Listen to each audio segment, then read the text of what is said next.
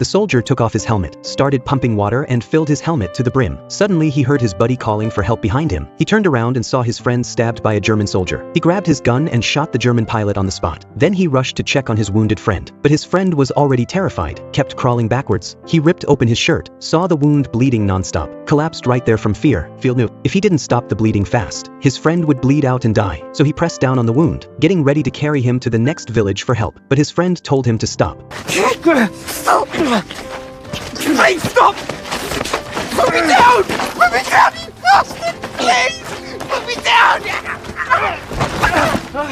In the end, his friend died from blood loss. Field and his friend had been ordered to deliver an important message to the front line, but on the way, a German plane crashed right in front of them. They panicked and tried to run. Luckily, a wooden shed blocked the plane, and they barely escaped. Hearing the German pilot screaming in pain, they dragged him out. Field wanted to put him out of his misery, but his friend thought maybe they could still save him, so he told Field to go get some water. That's how the whole thing started. Seeing his friend dead, Field was heartbroken. He reported to the British commander and said he had to reach the Devon Regiment by sunrise to deliver the retreat order to 1,600 soldiers. If he was late, they'd all die in a German trap. The mission was supposed to be done with his friend, but now, with his friend gone, he had to go alone. The commander knew how urgent it was, so he arranged a truck to give Field a lift. But just as they started, the truck got stuck in the mud. The soldiers pushed with all their might, and finally got it moving again. But just as they got back on the road, they found the bridge ahead had been blown up. The commander said they'd have to take a detour, but it would add 3 more hours. So Field said goodbye to the captain, and decided to cross the broken bridge alone. But as he was about to cross, a bullet came flying at him. He quickly ducked under the bridge, moved along the river, keeping his head down. To get across, he'd have to take out the German in the attic. He crept up to the room, and right as he opened the door, they both fired at the same time. He shot the German in the heart, but the German's shot hit his helmet. When he woke up,